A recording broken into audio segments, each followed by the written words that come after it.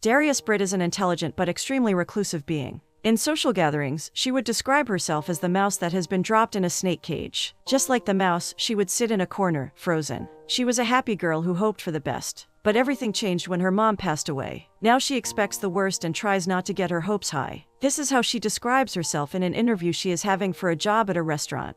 She is a graduate of the University of Washington and works as an intern at Seattle Magazine, and she is in need of money. The interviewer rejects her candidature and says he can't hire her because she is not a quality hire. So she's back at restocking toilet paper and doing all the odd jobs at the Seattle Magazine office. Bridget, their senior, bosses her around. The writers are brainstorming ideas for their new story. Jeff Schwensen, one of the writers, proposes they investigate an ad posted in the classifieds which says that the man who posted it is looking for somebody to go back in time with him. He further mentions this is not a joke and that the person selected will be paid after they get back. He wants the people applying for this ad to bring their own weapons. He doesn't guarantee safety, as he has done this only once. Jeff thinks they can get a funny story out of it and asks for a couple of interns to do the research with him. Darius and Arnie volunteer, and Jeff selects them as his team. Arnie is a hardworking student at the University of Washington, interning at Seattle Magazine to put it in his grad school applications. Darius and Arnie are enthusiastically updating the progress of their research. Jeff suddenly blurts out that he slept with Bridget because she irritates him a lot. Darius asks Jeff if Bridget criticized his technique, and Jeff agrees she did. They decide to go to Ocean View for on-site research. That evening, Darius tells her dad that she'll be gone for a few days for work. Her dad is happy she's going out with friends. According to him, she has always been a wallflower and has a gloomy cloud following her everywhere. He is worried Darius has been chased her whole life. Darius denies it and says he doesn't know that about her, but her father is confident as he is Facebook friends with her roommate from college, and she told him everything. The three set off on what Jeff calls a vacation rather than a work trip. He has plans to spend the budget for enjoyment and give Arnie the trip of his life. The next day, Darius and Arnie wait at the post office, hoping to find the man who posted the ad. After waiting for quite some time, the man they are looking for finally arrives. Darius asks Arnie to get in the car, but he wants to wait for Jeff. Darius doesn't waste much of her time and takes the car to follow the man. She follows him and finds him snooping around GML Laser Technologies. He then goes back to Grocery Outlet, where he works as a salesperson. Darius asks around and finds the man's name is Kenneth. She approaches the manager and asks for Kenneth's full name in the garb of filling out a comment card. The manager thinks Darius is going to complain and apologizes, saying Kenneth is a little weird. Darius assures her it is going to be a positive comment. She finally gets his full name, which is Kenneth Calloway. Meanwhile, sitting at a restaurant, Jeff makes Arnie befriend Liz McCauley's on Facebook. She is a woman he had a fling with when his family used to come to Ocean View in the summer. Darius joins them and gives them the information she has collected. Arnie tells Darius that Jeff has come there to revive his fling with an old flame. Jeff decides to approach Kenneth, posing as someone interested in his ad. He meets Kenneth outside his house. Kenneth asks him what his reason is for going back in time. Jeff gives a very generic answer and says he wants to see dinosaurs and gladiators. Kenneth is abhorred by Jeff's smile and claims that Jeff hasn't seen pain and suffering. And so Jeff's attempt to approach Kenneth fails. Jeff comes back to his truck and tells the two that Kenneth is not a freak as they thought. He is a real deal, and there is something wrong with the guy. Jeff wants Darius to approach him. Darius isn't sure, but Jeff assures her and says she needs to be sincere and charm him. He couldn't approach Kenneth probably because he is used to guys like Jeff coming and making fun of him.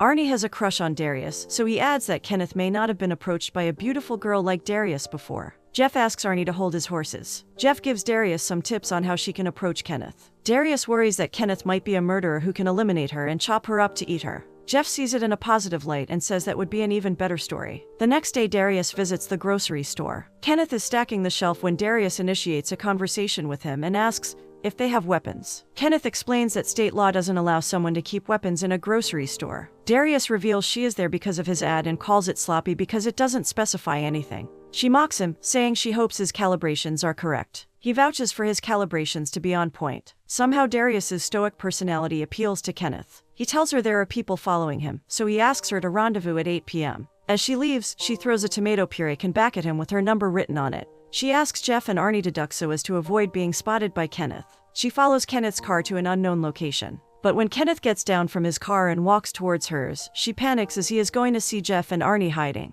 To avoid any suspicion, she looks back and sees a car approaching. Taking this as an opportunity, she presses on the accelerator and drives away, shouting that they are being followed. Kenneth is already apprehensive, so he takes out the gun from his trunk and scares away the innocent couple who were just passing by in their car. Darius stops after a few meters and asks Jeff and Arnie to get out of the car and let her meet him alone. They are reluctant. In the middle of their conversation, Darius gets a phone call from Kenneth, and he says he'll do a background check on her just to be sure before reaching out to her soon. The following day, Jeff leaves early to meet Liz. He visits her salon and spots a beautiful woman and smiles, thinking she is Liz, but soon he recognizes her standing behind the beautiful woman, and his smile fades away. Later, he sits with Arnie and Darius and tells them how Liz is not as attractive as she used to be. He gets mean and, with a disgusted expression, says that years have not been kind to her, and makes some more comments satisfying his male chauvinist tendencies. Darius glares at him. Kenneth finally calls and meets with Darius in a football match. He tells her the government agents are following him, but he's confident the technology he's built cannot be understood by an average man. Kenneth is still determining whether he should trust Darius and doesn't disclose everything,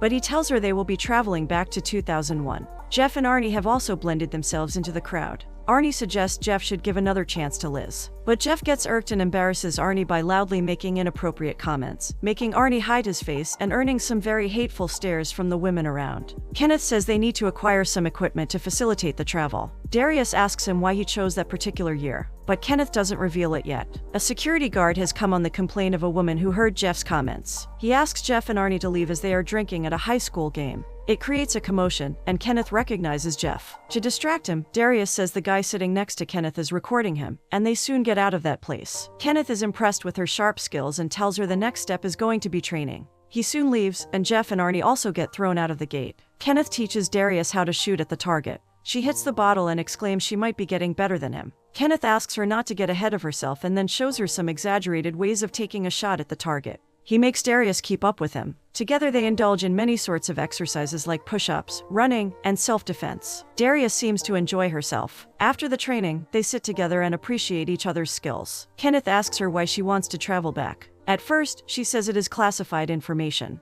But Kenneth explains he has a certain responsibility to keep as the leader of this mission, and he has to know what it is. Darius reveals that she wants to go back to stop her mother from being eliminated by some guy. She tells him how her mother had called her to let her know she was coming back home, but Darius had asked her to get her chocolate milk. After 5 minutes, she called Darius back to tell her she had got her chocolate milk, and she was on her way. Darius regrets not being nice and appreciative of her, and that was the last time she talked to her mother. Kenneth says it wasn't her fault, but Darius thinks otherwise. Darius has gained Kenneth's trust by confiding in him. Jeff goes to meet Liz at her house. It is odd for him to catch up with her because she has changed a lot. Not just looks-wise, but she now bakes pies and cookies. Jeff's neck is a bit stiff, so Liz offers to give him a neck massage, and as she does, she tells him about her life. She was married to a ball player and baked cookies for the team. Once her husband started making more money, he cheated on her. She invites Jeff for a home-cooked dinner, and he accepts it. Back at Kenneth's place, Darius records Kenneth and his entire process as to why he's doing it and how he's training himself before venturing into the time-traveling journey. He ends the interview by saying the mission has to do with regrets, mistakes, and love. He thinks he's already said too much and stops himself from further divulging any more information. They sit in a cafe, and Kenneth makes sure Darius understands that what they are doing carries much importance, and they do not abuse the power that will be vested in them with the knowledge about the future. Darius gets repulsed by the kid sitting in front of her as he spits out his food. She notices Kenneth's left ear falling, and Kenneth says it is nothing and covers it with his hand. He loses his cool and walks out, saying the mission is off and Darius is not the one. He gets in his car but doesn't drive off. Darius stands in the parking lot, unsure about what to do. But then she slowly approaches his car. Kenneth rests his head on the wheel, feeling dejected, and Darius asks him what the problem is. He shares that his ear is a fake, and he has been made fun of his entire school years. Darius shares she was made fun of for her body hair because she was a hairy person. She shows Kenneth her body hair to make him believe her. She says his ear is cool, and Kenneth calms down. He asks her to get in the car. The mission is still on. Back in the motel, Darius lies about the story she told Kenneth. Jeff arrives and jumps on Arnie as he is feeling good. He had a hearty conversation with Liz and never thought he'd enjoy it more than hookups. Arnie is vexed as neither of them is focusing on the work that they have come there for. He says they should start writing the article and figure out if Kenneth has a low IQ or emotional disorder.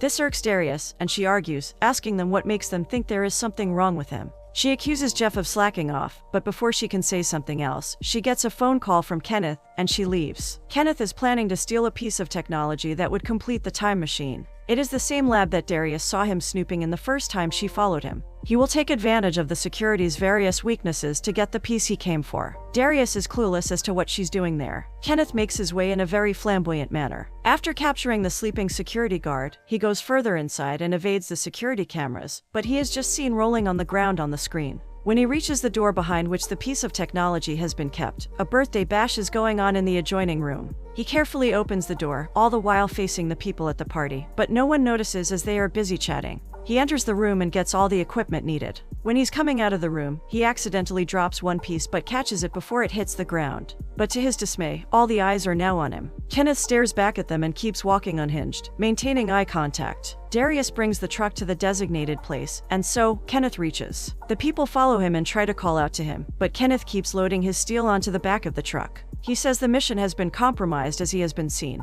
However, that is his own fault because he removed his mask. They reach Kenneth's car and unload all the supplies onto his trunk. Darius and Kenneth are nervous wrecks. Nevertheless, they feel they've accomplished something. They get stuck not too far away as the road is under construction, and Kenneth is frustrated at how unprofessional his work is. He then reveals that the reason he's going back is for a girl. She was his first girlfriend, but she lost her life because some man crashed his car into her living room. Kenneth leaves Darius back in the wee hours of the next morning. Over breakfast, she fills in Jeff and Arnie with the whole ordeal that took place yesterday night. Arnie is shocked to hear that Kenneth stole lasers from the facility. Jeff is excited to see what Kenneth is building. The trio sneaks into his backyard and peeks in through a hole. Kenneth comes out of his house carrying a box and gets in his car. The trio hides behind the bushes and observes his movements. As soon as he drives off, two suspicious-looking men follow him. The trio is in disbelief that there are actual men following him. Up until now, they thought Kenneth had been making things up. The three cars tail each other. Kenneth notices the shady-looking guys following him, so he takes a sharp turn and gets away.